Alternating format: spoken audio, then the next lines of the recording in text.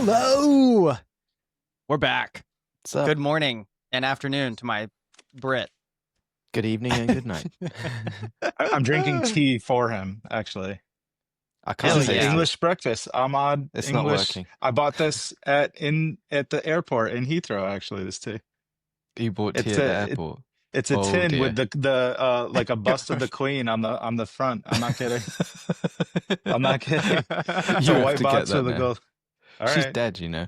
Respect. No. Res- I missed her? Yeah. Then who was I talking to? That was just some old lady. It could have been me. Do you remember in the last episode? He didn't recognize me at all. So You guys can still hear me, I bet. This is true. And he Yeah. was probably still hungover at the time he was buying that tea. Hey, I'm Oh, down wait, 12. wait. Was the tea purchase at the beginning of the trip with Heathrow or at the No, end? It's at like- the end. whoa. Okay. Tea. Yeah. Oh my goodness gracious. What Yeah, on baby. Royal earth? tea selection. And let's see what's inside. I'm not gonna lie, that looks load of- official as shit. Yeah. BS. Man, look at Look that. at that. It's delicious, man. So Never heard of it. little side story here. I got some sort of stomach bug on I From guess the like tea. Thursday last week. No. I've only drinking tea since Friday, I think. I've been down, man. Like I feel fine. I just like can't keep anything in my stomach. So Ugh. I'm down 12 pounds, which is really nice. I got rid of Shut some up. of that. No, you are Some not. of that beer. Yeah. Wait, for real? You've lost 12 pounds? Yeah. Holy crap, dude, on you, that's a lot. It's mostly beer. We could Okay. say weight. he spent £12 on tea. And that's super I don't remember how British much it joke. was. Yeah, it was probably Well, yeah, probably no, close it to probably that. was really expensive. Like, I had never heard of that tea company before, and I've just researched them, and it's a £30 million a year business. I was like, what? Damn. I'm just trying to help out the It turns economy out if there you and- just package stuff up in a metal tin and put the Queen's face on it like it's a But coin. Well, you can't do that in LA. No one's gonna buy it, right? It's about location. Well, I don't know, but you can. You can try. Well, you can. Just maybe Imported, you nobody's know. tried. It's a fancy import.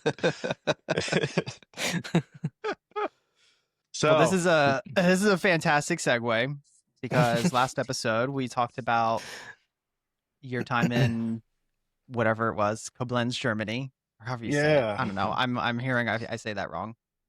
I still get And the Incredible Metal flashbacks every once in a while of just the awesome time, just being in the mosh pit or just like being in that bakery or it was so fun. It was really like one of the best times of my life.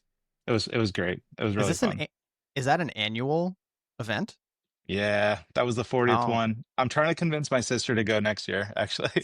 Sounds like an annual thing coming. You know, I would not be opposed at all. Not at all. I mean, got to figure out how. a boys' trip to Hell Everything yeah. Metal Fest. Hell Sounds yeah. awesome to me. I don't know. Okay. Like for me, if I go again, I don't think I can push too many people over my head. Like I might just stay at the back and just be like, yeah. Depends on who the band is. No, you got to go for the experience, Simon. How many more people are you going to push over your head in your life? You know, like Hopefully 0. Honestly, Start those shoulder presses today. Yeah, that's what I was Simon. just thinking. Get those dumbbells out, baby. I don't think it was the shoulders. You know, I remember at my wedding, one of the bridesmaids jumped on me, not in a weird way, just like silly. The fact that you Anyway. had to like explain not in a weird way made the, it mo- weird. the right? moment that it happened, right? I felt, and I feel like I heard inside my body a piece of my spine go, and Right. for years, like ever since then, basically, my back has been very sensitive in that You got an- area, like the lower You got part. an involuntary spinal fusion. Exactly. Dude, Yeah, I was 5'11". Now I'm 5'9". Yeah. No, I'm not. I'm 5'10". But anyway, that's all that. So the passing people over the head really, hurt the back. did my back in. So all I'm hearing is you need a weightlifting belt the next time you go, and then problem solved. You'll be good. Or do what I did, get a real fusion, and then you're fine. Just There get you the go. whole spine done. Just have back Will surgery, it make me a Simon. superhero? I mean, look at me. No. Not at all. He can drink tea. That's his like a superpower. son of a bitch, man. Like you don't even know. Well, that expensive tea. Just caning it off. Can we Sorry, Stephen. Can we start the journey? Yeah. I was just thinking, like, let's start the journey from Germany, right? So this trip, you had party in the front, business in the back. All right, this was a mullet trip. So I like that. We're leaving Germany. We're heading back to London. Did we fly, or did you guys take a train from? Yeah, we flew. We flew from Germany. He slept back on to... the plane. He slept on the plane too. Like this. Like, yeah, his head was Was wobbling. Simon like kicking into stressed about his talk mode, or was he? No, okay? Not at all. He's a freaking champ. Book this pro man now. Book this man. Please he's do. awesome. No, book Please me, don't. whatever. He's rubbed off on me a bit too. No, he was fine. We were just so tired. I think, all right, so like getting on the plane, like going to the airport and all that stuff. We took a train from Koblenz up to the airport. It was a couple hours. That whole, I marked out the paces and like times I think I explained that, right? Like it times how long we got on the train, and we made it. It was no problem. And I bought us first class because it was like €10 more or something. And then we couldn't find first class. And then we just picked like the end of the train. And like, cause it's got to be one end or the other. And there was like a section. And so we sat in the section. And then, a half hour into the trip, I had to use the restroom. I go to the restroom, and there I find the actual first class, where we're like, whatever.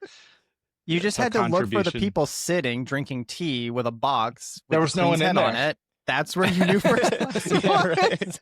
That's where they sold these, actually. Excuse me, sir. Exactly. Is this first class? Do you have Grey Poupon? Pardon me. Yeah, so it didn't look that much better, to be honest. Did you just stay seated? No, we stayed. I went all the way back and sat with Simon. Yeah. We get to the airport. We go through the security. Nothing to note of that. And then Simon, American Express card holder, I think, got us into the lounge, which was an experience. That was interesting. Well, yeah, I mean, lounges are good. I like airport lounges. He's so privileged. He doesn't even know how awesome lounges are at airports. He's just like, whatever. It's a commodity, whatever. Rock star legend here. I mean, when I saw that as a perk, I was like, well, I'm definitely doing this, because I get like free access a few times a year to a lounge, and then I can bring a guest, and it costs like a little bit extra. And it's just a great, like, you're comfortable. There's not loads of people there. There's usually some food and drinks. There was food and a beer. I had a nice beer. Actually, he told me about this beer. I can't remember. I got it in my phone. I don't remember what it's called. But I was looking for, they was like, maybe they have these in like Aldi's or Little. It's like Perlenbacher or something. No, it wasn't. Erlinger. That's it. Erlinger. Oh, Erlinger, yeah. It was so good. Oh, I like Erlinger. Yeah, it was really good. But I couldn't find it. I mean, I only went to like one Little, but it wasn't there. So Gotcha. I got Beck's instead. All right. So we were chilling. We're chilling in the lounge. We are up on the plane. I think probably hungover is not a bad word to use for that, but I wasn't really feeling. I was just tired. We were just exhausted because we were up till 5:30 in the morning, probably, or 5 in the morning, and then we had to be on the train at 10. And he had a meeting. He had a meeting at 10 or not, whatever it was. Yeah, it was only a few hours. I know. And we made it. We Best made it. I was like, meeting ever. yeah. Uh, Yeah. Yeah. And so yeah, we got in the plane. We were front seat right next to the door, which was fine. Ooh, But nice. you know, they don't tell you this when you're buying the ticket, but you can't hold your backpack in the front seat. So you have to put it up. And I like having my backpack with me in case I want to grab. Like I had this little neck thing that you can like rest, and I didn't want to get it. It was only a couple hour trip or flight, or you know, hour and a half or something like he that. So was it like wasn't that this the bad. whole time with his backpack. I wish. Yeah. My But baby. yeah, whatever. So we land in uh what was the town? What was London? it called? Nah, it was yeah, but what was the airport? Oh, we got Did you guys to go Gatwick? Stansted. No, Stansted. Yeah. Stansted. Yeah. Yeah. Okay. And basically, my memory of Stansted, getting to Stansted, this is my first time really like, I'm going to be in England soon. Because before I landed in Heathrow, and I was never officially, right? So we had to Mhm. go through customs. We had to go through not customs, but like passport thing. And I didn't get a stamp from my passport because it's all digital now. You just like scan it and they do a biometric face scanning, and then you just go Boo. through. You either go through or not.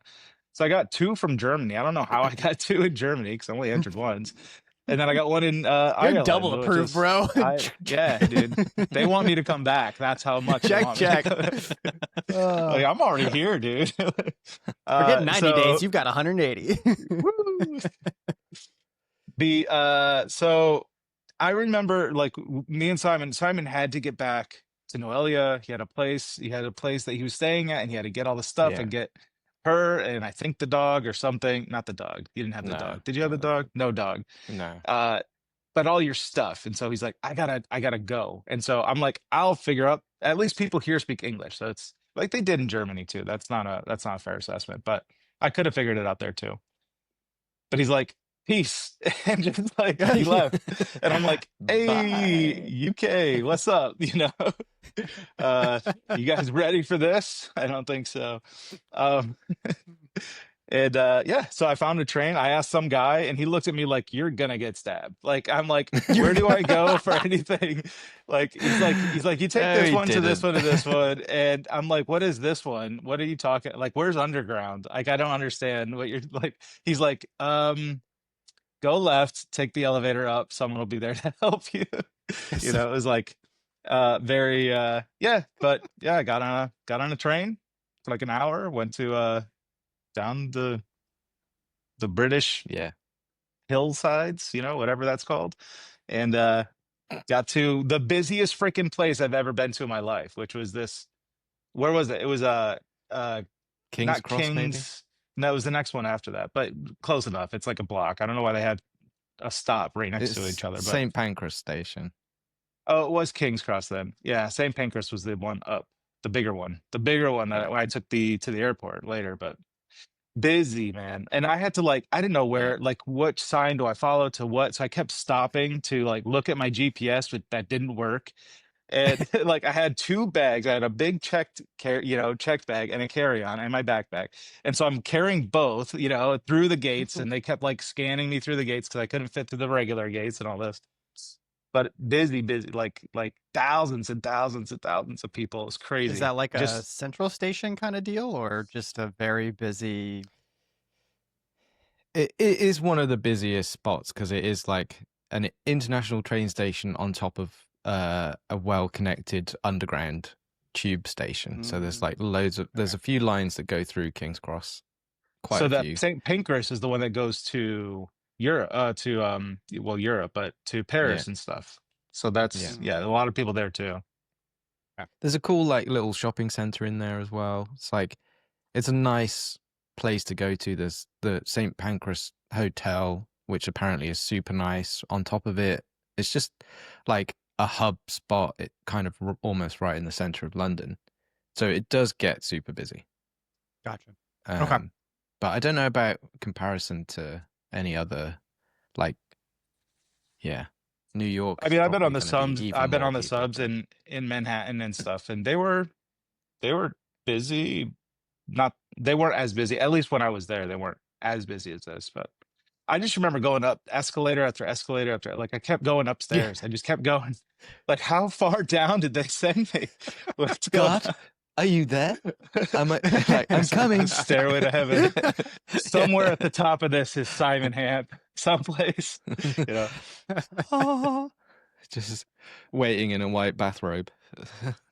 So we made it. I made it. Simon, I don't think Simon was there yet. Oh, pretty close. It wasn't long after. I got to my room. It was like right across from, I finally got fresh air outside, and like I'm like FaceTiming with Victoria, just showing her. I'm like, England. I'm in England. I'm in London. It's right here, And just like, That's there's a great. pigeon. There's a real UK pigeon. I don't think he flew here from Manhattan. He's born here, legit.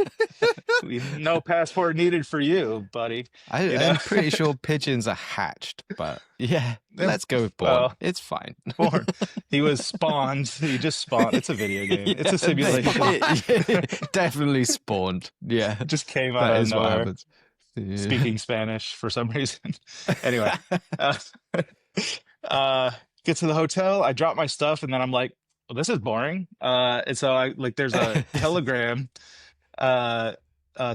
thing, and everyone's like, we're hanging out at this O'Neill's. I think it's O'Neill's, something like that. Little pub, like a block away. So I walk a block, and there's Modestus. I see Modestus of Laravel Daily, who did that awesome video for us. Thank you, Modestus.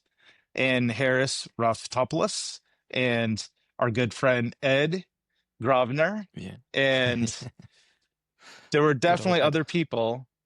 Those are the ones that stood out the most to me. So apologies to anyone that's listening to this. I was there, dude. We spoke for 7 hours. It could have been, I don't know. Sorry. He was sleep deprived. I was He actually. still I is. left the party early. Like, we were just talking about. They were like, Ed was like, "You're here? How are you here? Is Simon here too?" I'm like, "He's talking tomorrow, or whatever that it was." And yeah, they weren't expecting me at all, which was kind of cool. And but I was so tired.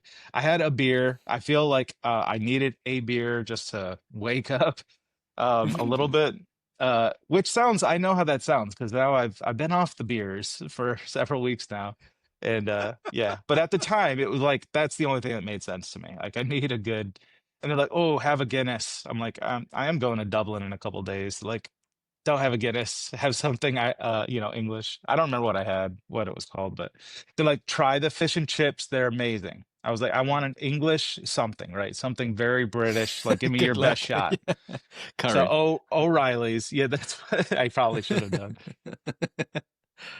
I've not had worse fish and chips in America. Like, I've only had better fish and chips in America than this fish and chip. It was okay. It just wasn't anything special. I mean, it was not like the breading was falling off the fish really bad, and like, maybe that's the way it's. Maybe that's the right way to eat it, But I would never qualify. Get a little thing of tartar sauce. It wasn't enough. It was enough to brush my teeth with, It was I would nothing. never qualify pub fish and chips as like the best, like in any pub, unless it was like an independent pub and they're known for, having a really good chef or something. But most pub chains like that are never going to be. I'm not going to say great. English fish and chips sucks. I'm saying this place had horrible fish and chips. It was a bad. No, I'm not. You should obtuse. know. I feel deeply offended anyway, even though it's technically an Irish pub and it's a chain. But that was my only goal in eating this deep fish. That was it. That was good. Mission accomplished. Yep. So fish and chips. And what was this pub like? Is it like akin to like a regular restaurant in America? Like, kind of. There was a guy playing guitar, too loud. The only table that was free was the one closest to him, so that's where we sat. And I have a hard time listening to people, so it was loud. It wasn't very crowded. It was like a restaurant. It felt like a restaurant. You go to the counter to order, and they've got a full like draft beer selection and all these bottles behind them. And so, and then there was like an upstairs we went to after the second day of the show, and that was kind of similar. No food up there, but you could eat up there, I suppose. Sure, there was tables. So, gotcha. Okay. Yeah, it was fine. It was It was really cool. So like at one point, so this is fast forward just a little bit. I went to dinner with Ed and I forget her name. They work together. She's in my Twitter now. Very nice. But I remember him just pointing at this like church sitting there and he's like, see that church? It's older than your whole country. And I'm like, it just kind of dawned on me like, this is cool. Like this is like I've never seen stuff like this, right? So like even like the McDonald's was older than my country, probably, you know, like who knows? I don't think that one is. Yeah, but Maybe. I don't know. So everyone's just really old. I'm like, how? So I'm just pointing at people, like, how old is he, Ed? You know, how old is she? Little baby, 79-year-old baby. You know, it was crazy. My eyes opened for the first time.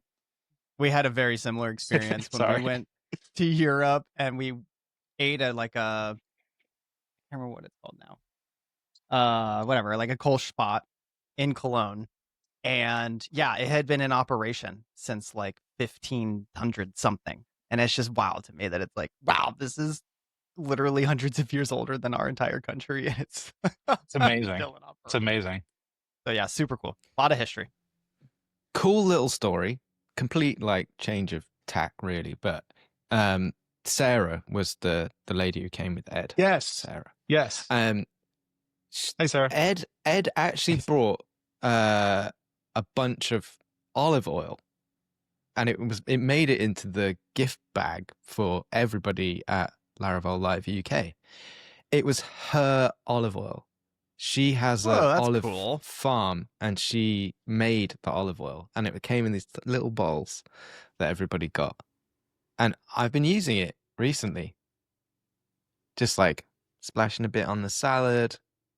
That's a good idea. Use it for cooking, but I did use it for cooking because I ran out of all the other options. So I was just like, oh, I'll just use a splash here, and it's so good.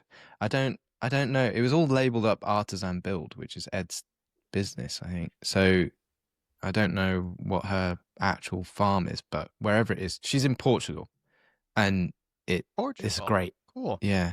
So it's Portuguese olive oil, which was amazing. It is amazing. That's cool. I tasted it when I was there just to say I did it. I have it here. I haven't cooked with it yet. There's so many things that I just, yeah. Sarah, I will check out this oil. I'm going to put it in a salad, I think. Yeah. If I can eat a salad. If I can eat a salad. I'll make a fish and chips. I'll deep fry a fish and chips. No. I don't think there's enough for that. How many bottles of it did you get? Just one. But she'll ship it's you going to more. Be a very small fish. Yeah. She did say that. Yeah. That was good. She was funny. She got all of my like little jokes that most people like. It just goes. She just like kept shooting me these looks across the table. Like, I got it, you know. And I'm like, she got them. Yeah. All of them. That's funny. It was really funny. Yeah, she was great. So what happened next? We don't have to go like literally moment by moment. So like the next day was the first day of Laravel Live. We went in, had some coffee probably, and just hung out, saw a bunch of people. This one guy, John Trickett, came up to us as soon as we walked into the room where everybody's waiting, the staging area before we go into the auditorium. And he's just like, you guys are about to get mobbed, but I'm John Trickett. And I wanted to say hi before everybody else did. He and I had been talking on Discord for a while about different things within Android. And he seems very knowledgeable about some of the inner workings of Android and how things are working, and very curious about how things are actually like really wired up with native PHP. And so we touched base, and I think John's going to start working with us a little bit. I think we scheduled him for a few hours a month here and there. So that was pretty cool to meet someone that I'm like, oh, right, you're John. That's cool. What's up, dude? And so it was good to do a face with the name and all that stuff. And so they bring the gong and we go in, and Simon's already like, I'm one of the last people for whatever reason. And I go in, and there's like the front row is what's his name from Laravel? James? Was it James? It could have been James, probably James and James Brooks, and then Dan Heron. There we go. Dan, yeah. Darren Han. and Simon and an empty seat. And I'm like right in the front row. And Dan Heron of Filament is the first one to talk. And so he's all wired up and he's like ready to go. And I'm like, is this seat taken? They're like, no, no one wants to sit here, apparently. So we sat front row when Dan Heron was unveiling Filament 4 and got a little selfie. And that was pretty cool. That was a highlight, I Yeah, would it was say. awesome. Meeting Pavlos Korup of Laravel Daily. He's a jokester. He wants to He's get so on good. he wants to be in like our daily stand-ups. I'm like, dude, daily. I wish they were daily. And then when they are daily, they're like every 6 seconds. So like, I don't know what I want. So, but you guys are hilarious. I just want to see you guys build things, you know? So that was pretty fun. We have some good talks with them, and I think they're going to be doing some cool stuff with native PHP in the realm of Who knows, man? courses. I don't Yeah. know. I don't know. Ooh. We'll see. Yeah. But they had flirted with the idea, and then they pulled back, and then they're like kind of in it. And so I'm talking with Modestus. We'll see. We'll see how it goes. Not to burst anyone's bubble, but you know, I think that that's cool. It's good for the project. The Hell yeah. What else? Simon, I'm forgetting other stuff before we get to like the festivities later. Well, I mean, I can't really remember very much. I'm really terrible at sort of remembering specific conversations I had with people, and I feel like I've met Same. so many people. We did. Which is How many great. people were there? You know, It it was was 300. Yeah, almost 300. 250. Yeah. So, yeah, it was pretty busy, and the venue's a little bit bigger than that. So I feel like there's space for a few more people. And I was talking to John, who's one of the organizers, and at the dinner the night before the Monday night, and sort of asking him how he's been sort of coping with the stress of doing all of this stuff. And it sounds like he's got into quite a good rhythm now after a few years of doing it. And then I think it was on Tuesday mid-morning, I saw it. He just looked like he was about to fall over. I was like, oh man, poor guy. You know, like this is really Yeah. stressful doing all of this stuff. And I think that's one thing is like these events, they take so much work to do. And there's like probably nowhere near enough people who are like passionate enough to see it through to fruition. And, you know, I don't see people like John doing it forever. I mean, he probably wants to, you know, I can't speak for him, but it's like, you know, there's always this cycle of the community kind of needs to self-perpetuate. And I think to a certain extent it does naturally, but it does require like a conscious, if we want this good thing to continue, you know, people need to pick up the mantle and carry on with it. I think he's got a bit more support now because I think the Laravel guys have been helping out. James and who's the other guy who's helping? Yeah, Joe. That's right, Joe Dixon. So yeah, they've got some support there, and there was like quite a few people helping out. But yeah, I feel like there's a huge kind of missed opportunity for more people to get involved in community things by just like offering to support and work on those kinds of I'll say projects, you know, like these events, because it gets you in, it gets you involved with what's going on and everything. And then who knows? Like I feel like I've spoken to quite a few people recently who are just starting events, you know, like they're doing this small meetup, or they're thinking about doing a bigger thing, or they're already doing a bigger thing and they're doing the next version of the bigger thing. You know, it's like, it's really, really cool to see. And it's something that, you know, we've been trying to support quite a bit with these I'll say sponsorships of the events, you know, and I kind of want to continue. If we can afford to do it, I would love to continue doing that, because I think we've got one coming up. I think it's Bangalore. There's like a Laravel Live Bangalore that's happening this week. And you might know Shruti, who's I'll say she's pretty well known on the Twitter sphere of Laravel people. to my understanding. Like she's done some video stuff and she's building some apps kind of in public, and she's organizing this thing. And it's like there's who knows how many people are going to turn up to that, but there's like a huge amount of interest in all of these places for the stuff that we're all involved with every single day. And just little bits of support go a long way, I think. So I think it's get interesting out there and support. when we open the door to like we want to sponsor meetups from Native PHP. Not the amount, but the locations where these are at. They're in some very like just places you wouldn't think. Like Laravel has reached around the world, like deeper than you would think. Like it's not just in like, oh, it's in Australia, in the big cities in Australia. It's in the freaking backwoods of Australia too. Like Laravel is everywhere. There's community and it's growing daily. I feel like every time that there's some other new event, it's there's just more people involved with it. And so you see all the numbers are going up and up and up. So there's definitely, going back to like John, I spoke with him at the end of the show and I was like, so when do you start planning for next year? He's like, I've already started.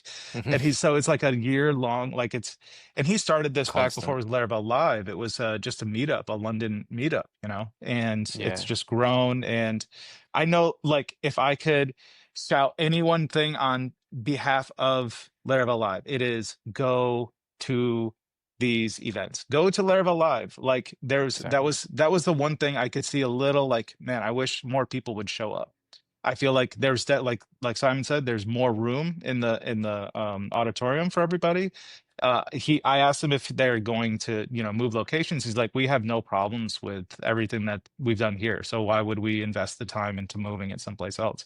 So until they outgrow it, if not if, when, because I know that's going to happen. So I would say big shout out to John, to Laravel Live. If you're even, I wouldn't even say if you're even in England, go buy a ticket. I want to go next year. I'm in Charlotte. It was a good time. It's a good experience. You get to meet people that you don't normally get to meet with and mingle with, and that I wouldn't. I mean, being in America, but Right. Go buy a ticket. Yeah. Sold. There's our plug. Let's go. Everybody's going next year. Everybody, let's go. I was going to say it's as good as a Laracon. It's the 2 single track 2-day event. You've got the after party in the wonderful middle, meals. The food was so good. Like the venue was great. Like the venue was actually great. The seats were super comfortable and everything. It did. The only thing nice from the the only thing that I think was missing, and I talked to him about this, is we're getting so used to the headline events being streamed or recorded, and the videos being made available after the fact. And he was saying basically like there's 2 reasons why it wasn't at the smaller this sort of smaller event. One is the cost. The cost of doing the video is actually really, really high. Doing, you want to do it well, but then streaming, that they're kind of trying to encourage ticket sales and people to come to the event, and streaming doesn't allow for that, and it's not, or it doesn't support that as much. So I think the encouragement really is like if it's in a location that you can get to, go, because I'm going to add to that. You're going to get so much more from like being there. Yeah, that's exactly. So like Laracon Denver, right? Even last year, I love Laracon. I don't go for the talks. They're some of them, I don't know if they're streamed or not because I'm there during them. They're recorded. I can watch them later. I'm there for the community. And that's, if you're looking for work, go to an event like this. If you're looking to make, if you have an idea you want to bounce by somebody, if you have a package that you love to use, the owner, creator, maintainer is probably at one of these things, right? That's where they go. So like, go to these things. It's even if they're streamed, who cares? I'm not there necessarily for the talk. The talks are great. Don't get me wrong. There was one in particular that was really special at Laravel Live. Filament 4, baby. Yeah. I knew you were gonna do that. I haven't even played with Filament yet. Filament 4 yet. But anyway, what's filament? This episode of The Bucket is brought to you by filamentphp.com. Yeah, so love it. Yeah, I haven't really got anything. It was just really, really solid event and fun. I didn't actually go to the after party in the middle of it because I was doing other things, but that was a shame, really, because I saw some of the pictures from that night and I was like, oh man, it looks like everyone had a great time bowling. The bowling and yeah. It was really, for me, it was really warm. That's when Ed and I went and got dinner with Sarah. We were down there for a while, had a beer or two, mingled. There was some bowling. There was like 4 lanes and 500 people. So it was like, you had to take, it was like a tournament style thing. Yeah, it was really, that was difficult. I didn't bowl, so I won. We'll just say that. But I walk in and they have like a ping pong table, and like Harris Raftopoulos of Laravel News and other things. I think that's what he's mostly known doing these days. But he also does the meetup in Laravel Greece. Yeah. He's like, hey, have a try. I'm like, I don't know how to play ping pong well. He's like, I don't either. Just give it a shot. So I'm like playing. I don't know what I'm doing at all. And then Josh Sear of Laravel comes downstairs and he's like, I'm like, Josh, and I'm like, at that moment I realized the whole game here wasn't ping pong. It was pass the ping pong paddle to whoever you can. Like, try not to get stuck with the paddle because it's not comfortable. It was hot and it was like, Josh comes down and he's like, I don't know, and he's like twirling it in his hands, like, all right, we'll give it a shot. And he's like, and like doing all these like freaking awesome shots, man, against all these other people, and like really going at it. And I was like, dude, hidden pro. I won because he had the paddle the longest and I passed it to him. So he was like on fire. Good work. He did great. He did great. A couple other guys joined that also knew how to play, and they were like, by that point they're all like 10 feet away from the table playing, like really hitting it in. And it's like, geez, you guys, they're in the zone. That was fun. Yeah, that's amazing. Yeah. That was a pub. That was kind of, I don't know if it had graffiti on it. Did in the bathrooms. In the bathrooms there were graffiti all over. But it was very like this is where punk was born. It was this right here, or spawned. We'll say spawned, but hatched. It was hatched. Yeah. Sorry, Simon, I forgot. So that was the after party. Yeah. So good talks, good food, good community, good sushi with Ed. That was good. And then we went out. When was that? Was that the second day? It was after this. Night, yeah. But I went to that was the first night. All right, yeah. So after the whole show was over, we all went out for dinner. And Wednesday morning, that's when I met your beautiful missus. Finally. Did it take till Wednesday? Yeah. Oh, wow. Yeah, I went and had breakfast in your hotel. So there's like right 1 block from each other. There's 2 hotels named the same thing, and I booked the one that nobody was staying at. Actually, there was a few people that did the same thing. So, yeah, so it was just literally half a block or something walk to. I didn't even know they were separate hotels. When I got out of the train, when we got off the train or taxi, I can't remember, how did we get there? Whatever we did to get there with all of our stuff. We went to the first one, the one where you were staying, and I was like punching my thing into the screen to like get the key card out of the machine, and it wasn't working. I was like, what the heck? And I'm like, Google, what's going on? You were in my hotel. I don't believe it. This hotel is different to the one that's just down the road. And what's it called? Premier Inn. Premier Yeah. Inn. That's what it is. There's Premier Inn King's Cross and Mental. Premier Inn St. Pancras. Yeah. Yeah. Absolutely. Right next mental. to each other.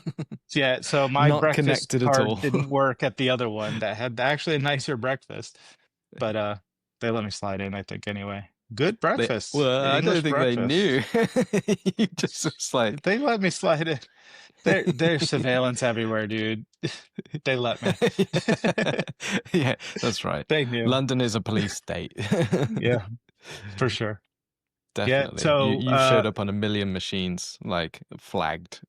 yeah, I'm not allowed back in. That's why I didn't get the stamp and the The passport. stamp. Exactly. Yeah. They knew. They were ready for me after all. Yeah. But no, met Noelia.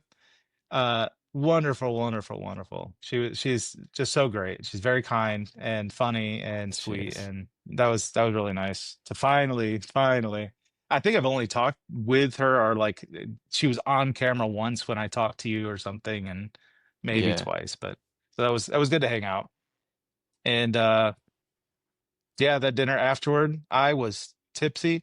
I went into the night after the show like I'm gonna have a beer, if that. I think I had 5 before we left the first. The first, well, so everybody went to O'Neill's, or right, whatever it's called, O'Neill's pub, Yeah. and everyone's hanging out there. And then we decided to walk from there, or stumble, if you're me, to this restaurant we found down. Well, we couldn't really find the restaurant. We found a restaurant. We wanted No, Korean, I think, is the what it one that was. I wanted to go to, they decided for whatever random reason on a Wednesday night in one of the busiest places in London, decided that they're not going to keep the kitchen open beyond like 9 p.m. or whatever it was. And we were just there just before, and it was like, no, sorry, the kitchen's closing in like 5 minutes. Like, Fools. what? Ridiculous. I've Fools. been here to like midnight eating Korean food. You can't do this to me. Like, not on a They wouldn't Wednesday. let us in. No, apparently not. We heard your friend talk shit about the fish down the street, and we don't like that kind around here. Even though we're Korean and we don't really don't care want for your English kind. we fish. know what to expect. That's what it is. No, but we went to this other place that was like almost really right good. next door to that, and it was amazing. Really good. Yeah. Yeah. They had these those pork. You guys like the chicken better. It was a little spicy for me, but It was very these good. bao buns, pork bao buns, and all sorts of. Oh, so good. It was Love so me some good. bao buns. Yeah, That sounds good. I think we had everything on the menu, didn't we? we probably did. It was a lot. It was a lot. It was. Yeah. They just kept coming with food, and the table was full, and we were like, "How do we find space? Oh, well, we just got to eat it. Okay." Yeah, quick. I know next where this coming. goes. Yum. It was so good. I think the place was called Bao as well. No, wasn't it? Something like that. That sounds not. I have no idea because I was not with it at all. I don't remember Yeah, much. I remember I think it was Bao. there was something else that was really good too. There was something I ate that wasn't good because I ate. It was that edamame. It was like deep fried edamame, and I just like ate them, and I'm like, these are nasty. Like you're supposed to peel the things out. I had no idea. I didn't know that you weren't supposed to eat. I don't know. Uncultured. That's how you learn, right? It's like eating a banana without taking the peel off. Wait, That's what's what wrong it felt with that? like. Depends on the banana. Oh man. The So green Simon, ones are how was better. your talk? Well, I'll say I felt really, really comfortable going into it. I think because I feel like I'd done quite a lot of prep for it, but also I knew that I'd had Shane's help, of course, so that was massive. And That's what they all say. that was massive. Cut You that know. bit. Not happening. Simon said I'm massive. That's going to be on my tombstone. At least Shane's massive. Simon Hamp. says. Yeah. Simon says. It's official. And so yeah, I was. The other thing was that there wasn't really going to be a lot of technical stuff in it, right? Because I was just I've set it up because I've got these 3 talks that will have done this year. By the time we get to September, I kind of wanted to set them up as a story, not like just doing the same talk 3 times, because the EU one was recorded and loads of people have seen that. Maybe not everyone who attends, but I think we can get by with just showing a little bit of that without going through the same old story, and it keeps it fresh then for people who have seen it.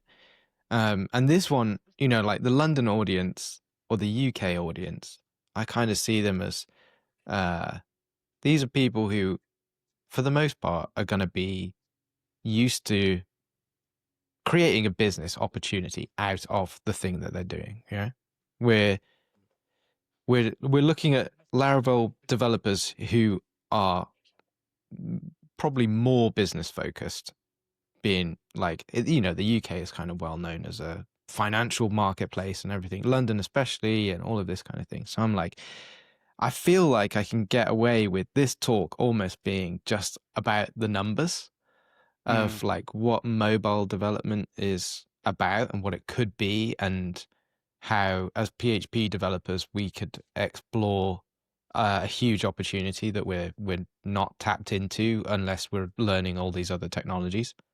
And so I kind of went at it from that angle, which I feels like the right piece in the story in the middle, you know, of like, this is the convincing part of the argument.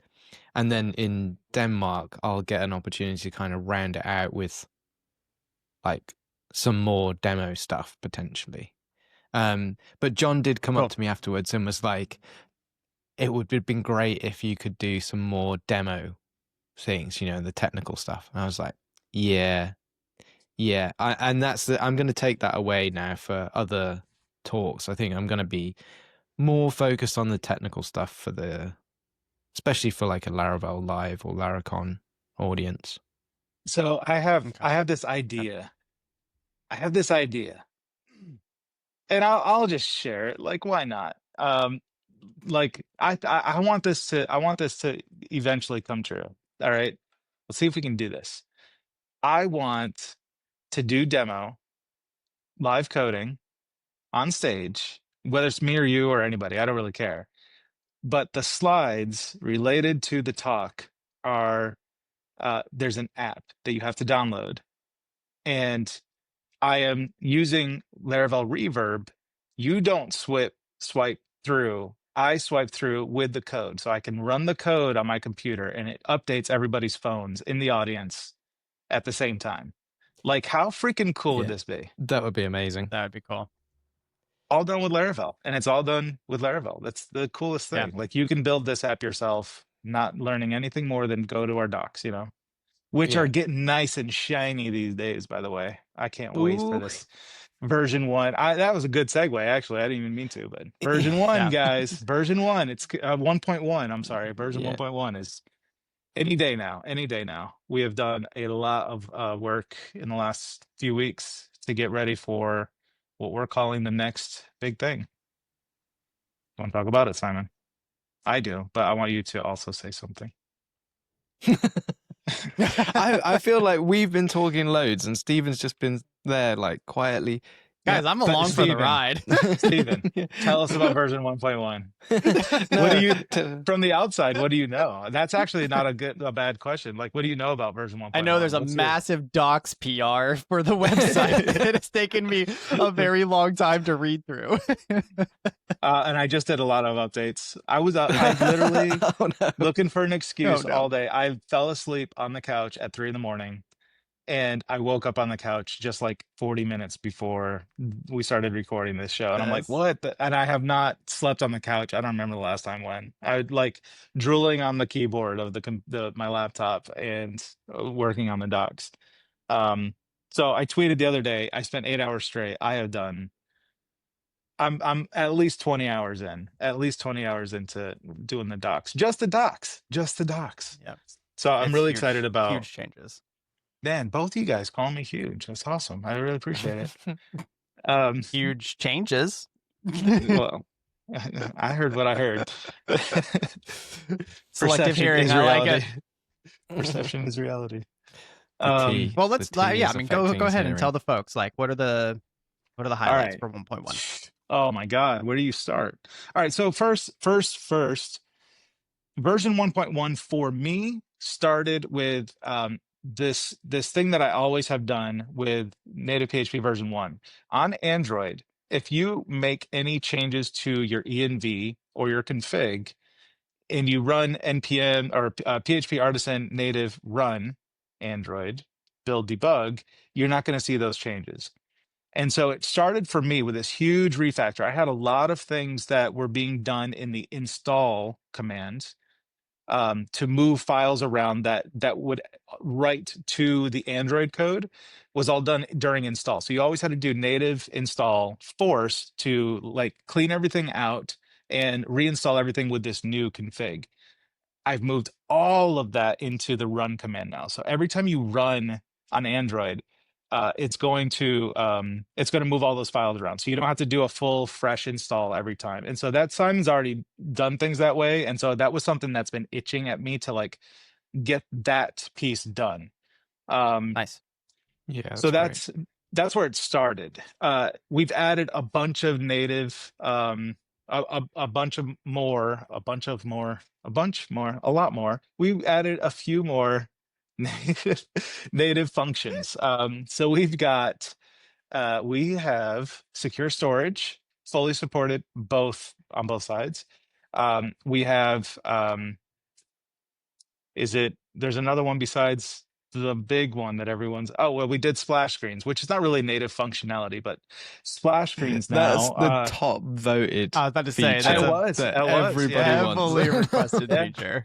So that and location, geolocation. So, and we've added some more things than just like get location or here's a splash. So we support now splash light and splash dark, which will detect whatever your OS is set to. So whatever your OS settings are, it's going to detect that and serve a different image based on those settings. And location, you can check permissions, request permission, and get location. So those are probably the biggest things. I think in addition to that, there was a lot of moving things around too. So we used to have everything was like in the system class, so system, facade, : camera, right? And that would just fire the camera. We've deprecated those, so they're still there. It's backward compatible for now, but they're just deprecated, whatever in the thing. But now we have a camera class, so camera get photo or camera pick. Oh, gallery picker is the other one. So you can select images from the gallery and do stuff from the gallery. So everything has kind of moved into their own namespace now. So we have, and this is off the top of my head, I'm not going to get them all, but haptics for vibrate. System is the only one we're using still for flashlight, which is, I guess nobody even does anything with flashlight. It was my favorite one though. It'll always say there. I don't care. It's funny that because it's like you created flashlight as one of the ones that, and I added it afterwards because you did it. I was like, I've never seen an app use flashlight, but I didn't even know it was possible to do on Native. iOS. But I've looked at capacitor. I've looked at Flutter. No one does They don't have. That's gonna be our USP. Let's go. That, we got flashlight, bro. More feature complete. So when we're doing the slide presentation and we're like changing slides on everyone's phone with reverb in real time, at the very end we have everyone's flashlight. Come on, that's what we do. That's what we do. So yeah, haptics and geolocation and camera and like everything is in its own namespace. So there's all these things. All the docs, like I said, I'm not even quite done yet, but I've spent a ton of time on the docs, really explaining a lot of different things, talking about security, talking about like why we're not doing MySQL and how to do API backend, how to do on your server side, how to set it up. What package do you install so you actually interface with push notifications for Firebase Cloud? Like why we recommend using migrations for seeding data and going through like all the reasons. Ultimately, we could build something like this, but migrations do all of those things and like spelling it out and giving live code examples.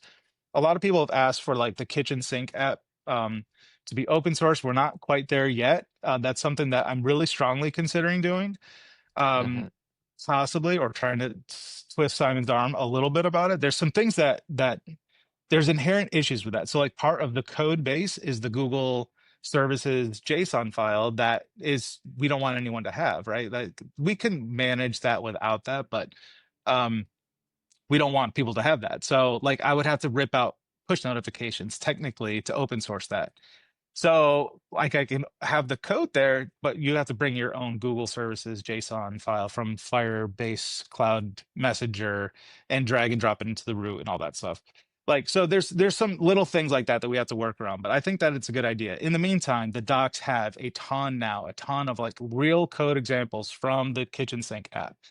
Plus, I updated the kitchen sink app. We reformatted all of that so that before it was like system dialog. It was like we wanted to kind of read like these are the classes that you're going to use, and we'll probably end up adding links on each individual page to the docs, so you can like just open the docs right from there to that Well, that's a good specific idea. thing, so you can see the code, right? So you can actually see Yeah. it, or even to, if we open source the package, it's right to the actual code that's doing it, Yeah. right? Both. So that's like Like- great education. And Yeah. go ahead. I was just you've done amazing. I haven't slept, Simon. I've been Yeah. doing nothing but this. Yeah, I mean, I know. thank you. I appreciate the recognition. Absolutely. It also is like this burden that I feel like I'm giving birth. It's like I'm pregnant. He's The hatching. baby's coming any day. I'm hatching. I'm about to spawn version 1.1. And it's like, oh, it hurts so good, you know? Like, It does. it does. It really does. There's so many other things. Like I have to do the native PHP alert function. Actually, I have to talk to you about that just to make sure we're on the same page. That's something that I've always done improperly, and it's actually broken on version 1 right now for Android. You have to use like the native PHP underscore alert, pass 2 parameters in instead of 1 parameter. But now it's like, because we have this whole async way of doing things. So basic, and I'll explain this because why not? He's gonna It keep takes going. it should Yeah. take it should take 3 parameters technically. So the title, the body, and then an array of buttons, and you can put whatever buttons that you want to in there, and that should hit an event that you can listen for in your front end, your Livewire or JavaScript, and it will give you the index of the button that was selected. So you can take whatever action you want to based on the index of the function that was passed in. It's kind of the only way to do that. I mean, I don't know if you could really pass the name through or like whatever, but If I say, can like an event be named for those buttons? an event be named. So What do you mean? So instead of We getting an should- index, you're getting an event name. yeah, you could. I'm gonna say we're gonna get into like real specific territory, and I don't know if this Ooh. is. We what don't want to do this in wanna public. right now. Well, no, Okay. I don't mind, but it's like maybe not that interesting for everybody. I I don't bet know. it. I bet it's interesting for me. Who cares? We're the only ones that listen besides Well, Sunday. so there's been like Just kidding for everyone some else. some I'd like to hear stuff in I think some parts of desktop that I can't remember exactly, but where people can customize the event name that gets fired. And so then you have to have a way to pass the custom event name in, and then you hold on to that, and then when the event actually fires, that's the event name that you fire instead of it's like woof. So all right, so this is probably like,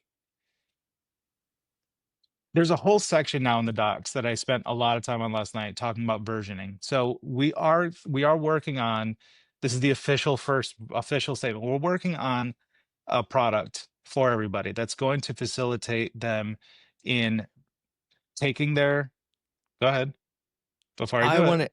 No. I wanted to touch on some of the iOS stuff before we got into that, because I think it's probably So, well, this relevant. is part of that. So, all right.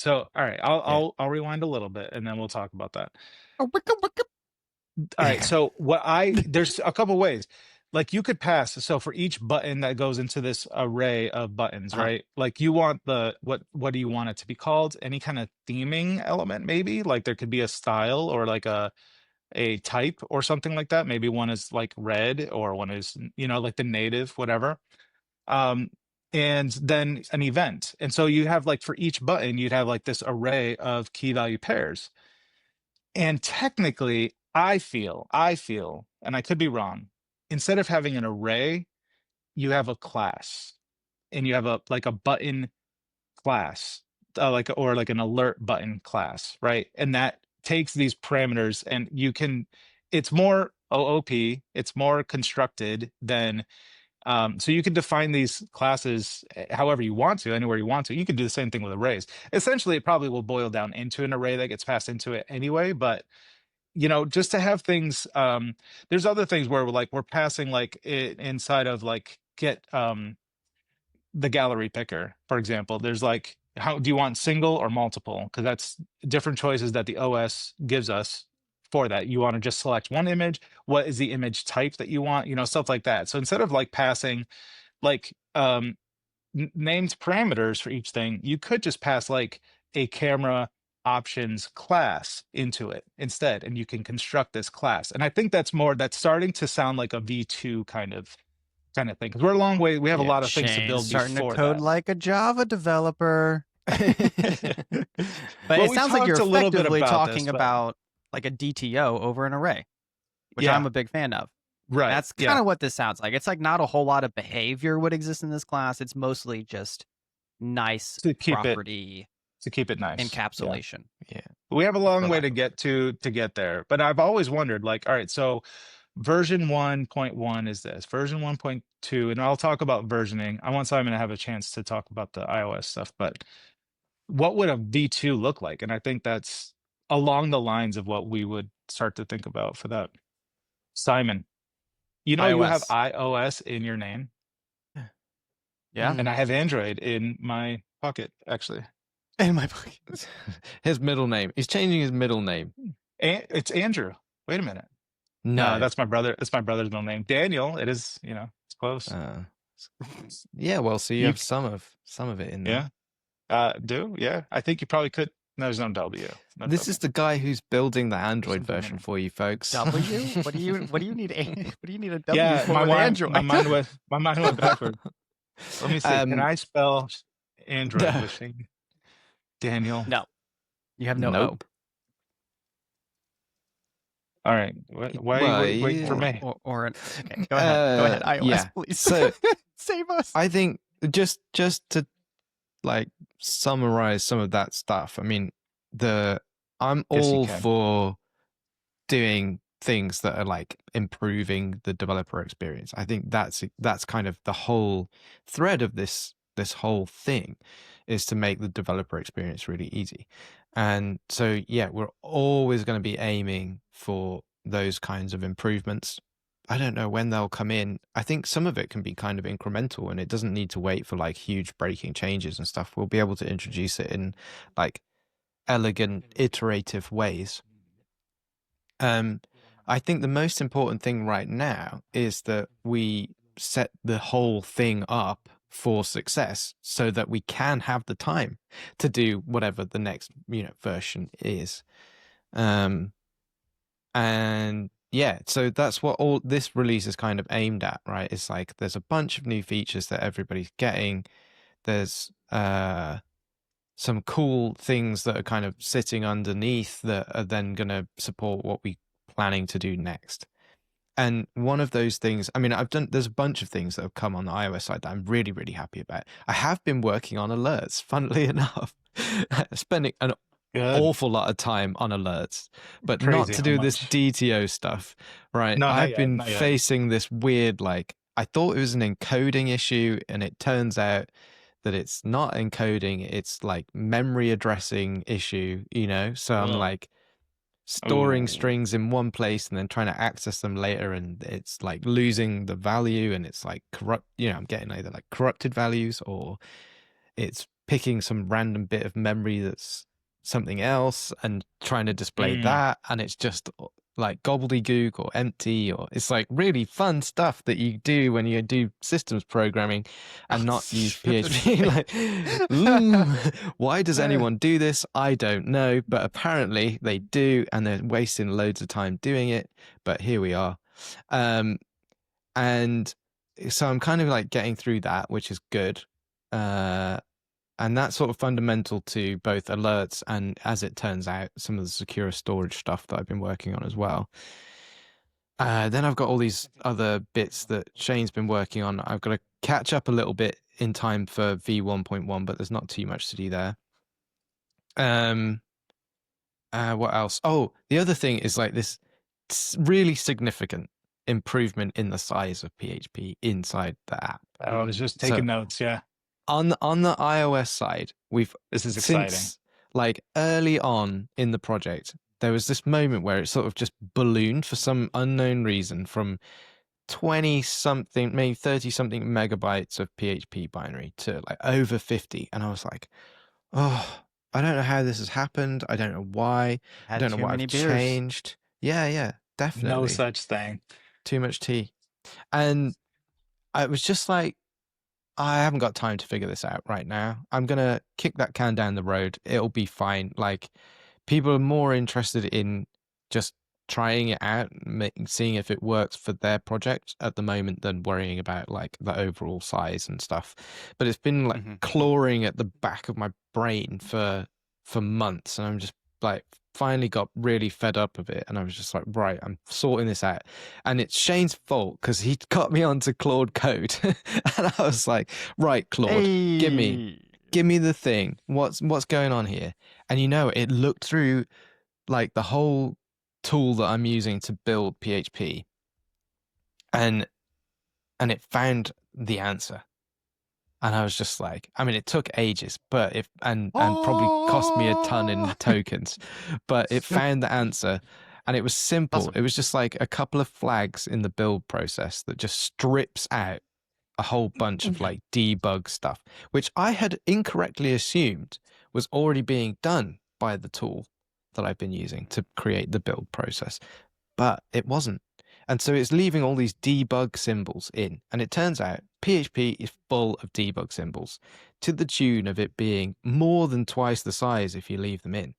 So stripping those out, the whole thing has come down under half the size that it was, which is incredible. What was it? So what was it before? It went from like 58 megabytes. This is just the PHP binary, not any of the other stuff. 58 megabytes down to now 24, 25.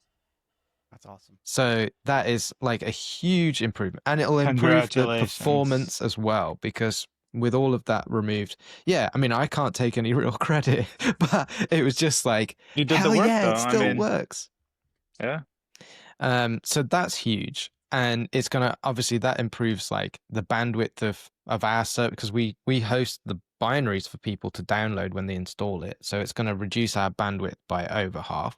It's going to improve every installation of every app that people do on iOS, because they're going to be 20 odd megabytes smaller by default. And the performance of PHP is, I mean, it's marginal, but it's better. So that's great. Like everybody wins all around all the time. So that's huge from my point of view. Congrats. And I think there's going to be more wins like that. I mean, I applied the same principle to all the other stuff that we have to build and ship with the apps, and it did reduce the size of it a little bit. PHP was the worst offender by far, but saved quite a bit off of that, which I'm happy about. And that gives me quite a bit of headroom to do the ICU INTL stuff as well, which is going to support Filament. So we'll do that in the same way that we've done the Android one. So it's kind of optional. If you need that support, you'll opt into it. And the other thing that I'm really, really excited about is that I've implemented a way of shipping the app into the kind of iOS shell in the same way that Shane's had to do it for Android, which has been this like zipping up and popping it into like a read-write space, rather than what I've been doing on iOS is just putting it in a read-only space. And the benefits of that are really far-reaching. The first one, and really exciting one, is builds are like 10 times faster.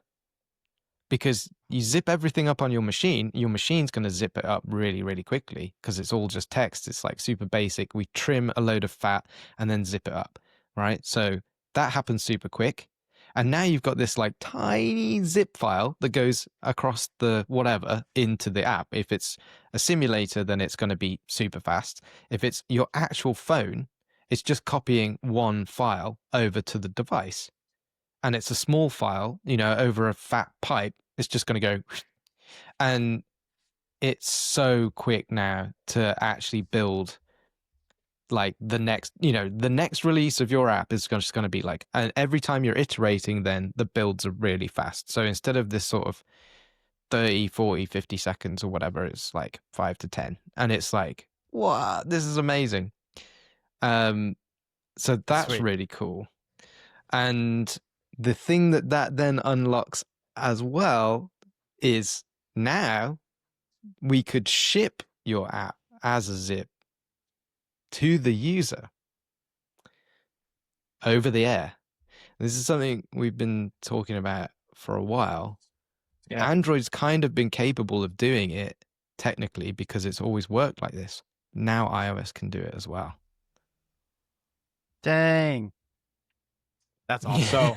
So sounds like there needs to be some kind of service to help with that. Yeah. So before we talk about that, I want to take 1 minute, 2 minutes, probably 5 minutes. I want to say, so you got from 58 down to 24 megabytes? Yep. I started at 16.7 megabytes. When he told me this, I was like, well, I wonder if I have debug symbols and stuff in mine, not knowing if that's happening as well. And so I did the same with Cloud Code. I am now flashing 7.9 megabyte download for my binaries. There's reasons inherently why, like, Android does iOS does not allow you to do dynamically correct. What is it? It's dynamically loaded extensions. Why can't I think the word? Shared versus embedded, right? Libraries. Whereas with Android, I can. So they're kind of compiled in real time at runtime. They're put together, so the binaries can be much smaller. Static is going to be a little bit bigger always. So both sides got this huge reduction, and like testing it out, I was like, "There's no way. It must be broken." Like the first time I ran it, and it's like no problems, and I immediately like shipped it. Like it's on the it's out there. And also we're on version 8.4.10, I think. 8.5 is coming soon, but 8.4.10 is Android is now on that. I actually need to upgrade mine. That's a good point. So the other three things that I forgot to mention. ProGuard and R8. No, I'm still like dipping my toe into this world. But ProGuard and R8 are tools for Android developers that allow you to obfuscate, minify your builds within Android. So this does not necessarily obfuscate, and I still have some issues. I'm still looking into some things with obfuscation and this over-the-air kind of update. It gave me a white screen, so I think that the obfuscation might actually be hindering the over-the-air stuff, but I have to look into that. But just like with minification, like a single package size for me, an AAB, an Android app bundle was like 33, 35 meg, somewhere in there. And they're now like 26, 27 megabytes just from doing a minification, which does nothing else but minifies. It also strips out a bunch of, it sifts through your code and it's like, you're not using all of these other things. So we'll just trim all that stuff out for you. So it does a lot of that stuff.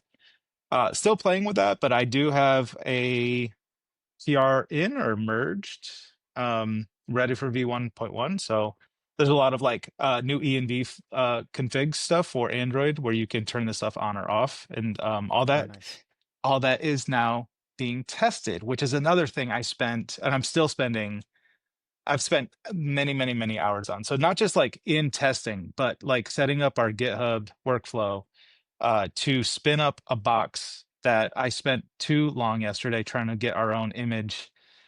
I got it working, but it ended up not being any faster or cheaper or easier than what we were already doing. So like our testing takes like 10 minutes when we run a test, but the testing will actually like it clones or it gets Laravel like a new project, and then it installs the application. It runs a bunch of commands. It makes a bunch of assertions, and it will actually do like a full build in the box. So in the GitHub action, it will do like unsigned. This is just for Android for now because you have to have a Mac to do the Mac stuff. And we're looking into ways of doing that as well. But that's all being now fully tested. So build unsigned and signed builds are being done with every pull request into the package. So that's like a huge, huge win for us as well, I think. And that's going to be an ongoing, ever growing, sort of thing as we do stuff, which it forced me to add a bunch of tooling for CI, because like TTY would like throw errors, right? So like you have to have some things turned off. Also, like, how do you do a signed release from the command line? And so going through all those things. So I had to build that into the package so that we can do these things testing, which it also gave us the ability to allow people to do signed builds from the command line as well. Nice. But also ties into, finally, we can talk about it. Yeah, so we have a service we're working on. We have a couple people working on right now. I'm really excited about it, because people tell us the problems that they have. It is crystal clear what the issues are with mobile development, especially coming from a web-based world. Primarily, Xcode sucks. Signing apps is a pain in the ass. And we want to figure that out for you. Not we want to, we figured it out for you. And we have a service now. Not now, we're working on a service now. It's in progress. We are going to be doing more than just teasing, which I've done for the last few weeks at least. I plan to do some videos and really like kind of build this thing in public. I don't think it needs to be a secret until a certain day, until it's like really ready or anything like that. I want people to know like this is like what we're kind of seeing as the future of native PHP and the company. I don't think we've said the name yet. Well, are we sharing the name? In many ways, it started as Zephyr, right? So I announced what began this as a tool for desktop back in February when I was at Laracon EU. Because my idea was exactly this, like before all the Android stuff, before all this has kind of exploded in a good way, was I build the service and I can keep on supporting the tool because people will pay for the service. And as we've kind of explored, I was working on that. Essa, who's one of the contributors to NativePHP, was kind of helping build Zephyr in the beginning, put a few proof of concepts together last year to kind of get to a point with that. And he's kind of been working building that out. And then, when we got all excited about all of this stuff this year, it was like, these things need to come together. Like this needs to be one platform that can do all of this stuff and do over-the-air updates and all of these other things, like builds and everything else. And it just feels like it makes so much sense. Like it's the core of everything that we're trying to do in terms of making it easier for everybody. And then, Shane says to me one day, I really don't like the name Zephyr. Like, yeah, me neither. And the reality is, I picked it just very, very quickly as to like put the, I don't know, a stake in the grass of this is the thing that I'm trying to build. And it was less about the name and more about this is what this is doing. So yeah, we've had that conversation, pulled everything together, and what we'll say was Project Zephyr is now officially called Bifrost. Bifrost. Which is the company name. But we talked about this a lot. We went around the houses on names. I feel like anyway, it was quite a few iterations. Well, it makes sense to be this thing, right? That it is the Bifrost itself. Yeah. Tell us your thinking, Shane. The whole Bifrost came from, I was initially, I think we've talked about this. I'll just touch on it real quick. When we were first formulating the company, this is back in February, I think.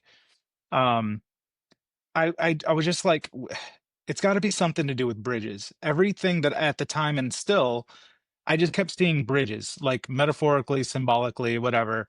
We're bridging the Laravel to mobile. We're bridging PHP to Android. We're bridging and even a lot of the code, like some of the functions and classes that we have, they have the word bridge in it. So I was like, it's got to be bridge. And I was like, there's this really nice one in Tampa, Sarasota, the Skyline, I think it's called, bridge, and it's like really beautiful. And I was thinking about Skyline or something to that effect. And I told Simon I'm thinking about bridges, something with bridges. And then he came back just one day and he's like, Bifrost. And immediately it was like, yes, that's it. It's Bifrost. And it's like, oh man, like all of the all of the colors of the rainbow as far as ideas, like metaphorically, just like hit me all at once. And I'm like, we can make things very Asgardian, Marvel, whatever, like based, right? Like very themed. Like the product can have a theme to it and not just be like,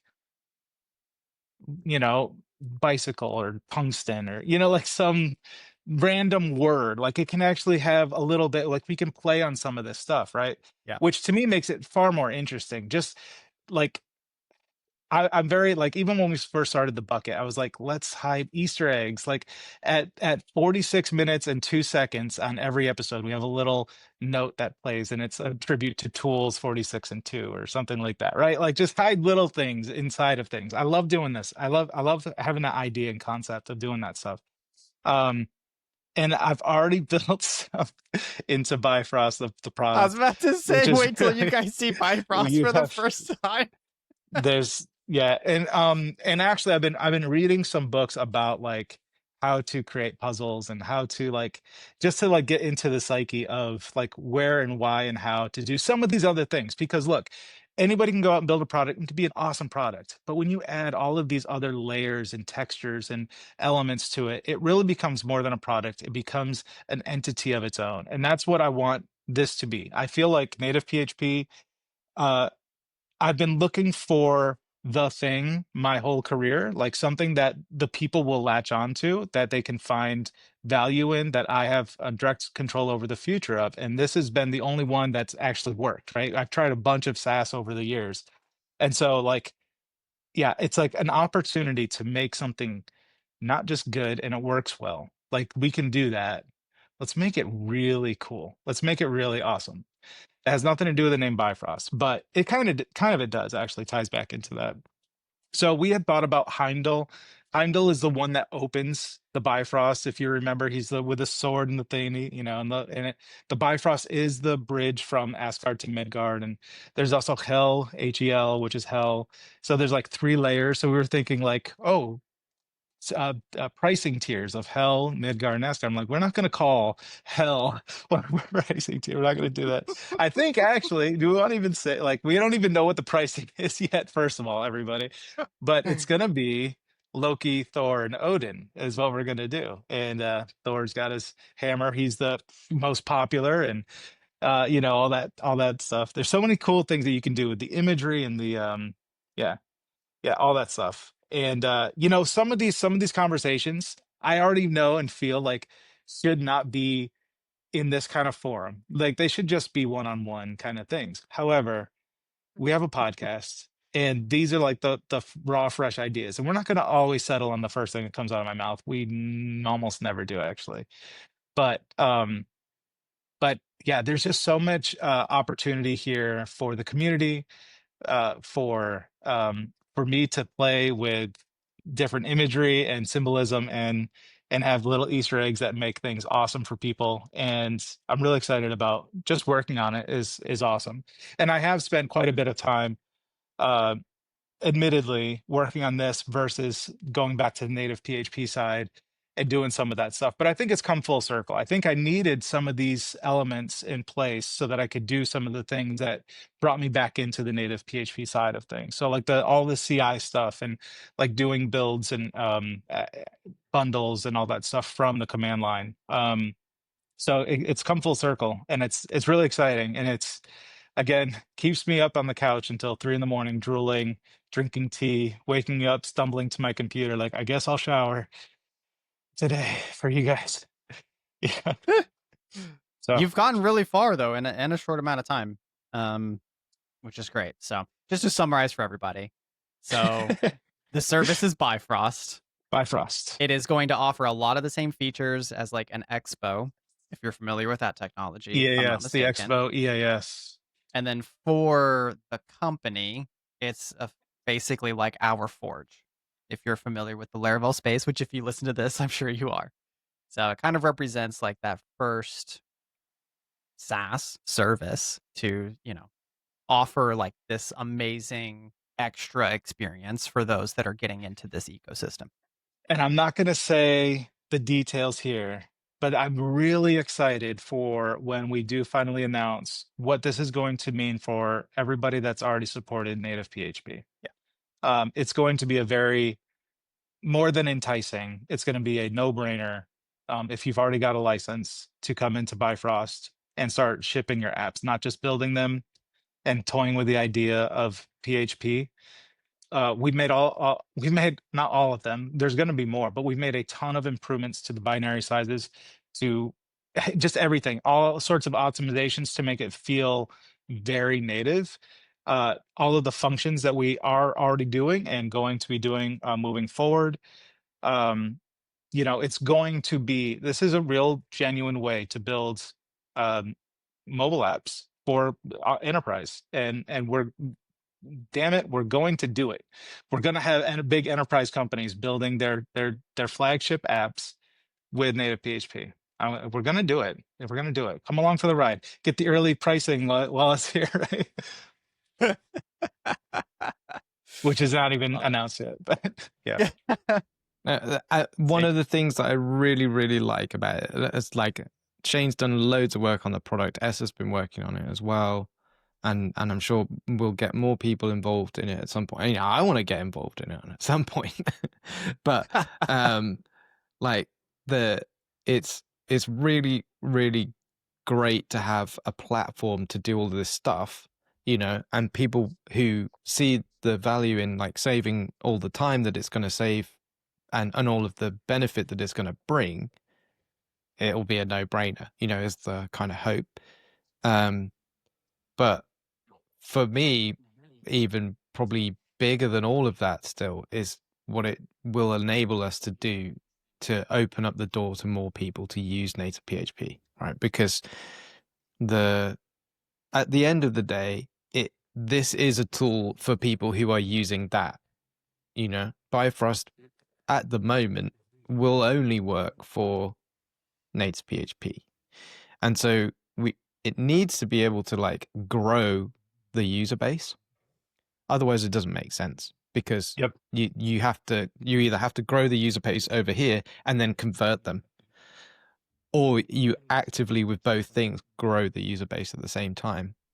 And the way that we're gonna do that is when you sign up for, Shane's already mentioned this, so I'm bringing this up and making a point of it, but when you sign up for Bifrost, you will get for free a license to native PHP.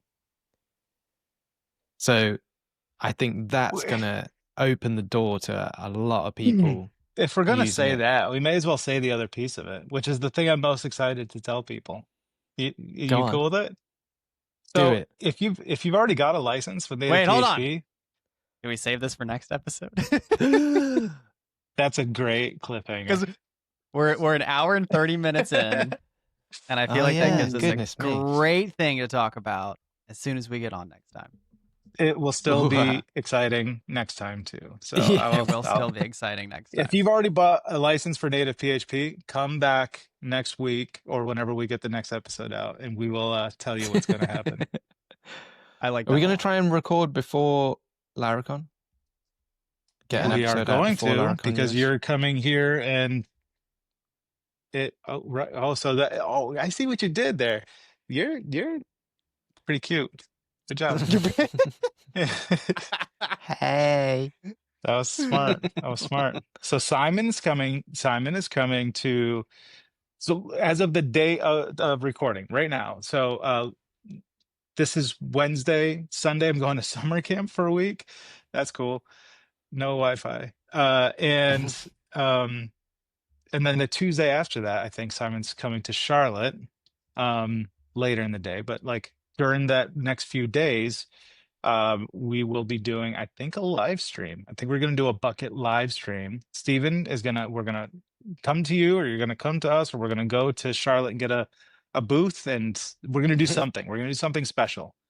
And I think we'll live stream. So we will do another episode, at least one more episode before. So actually, maybe the live stream would be a great place to talk about what happens if you've already bought a native PHP license, what that's going to mean for you. I like it. I like it.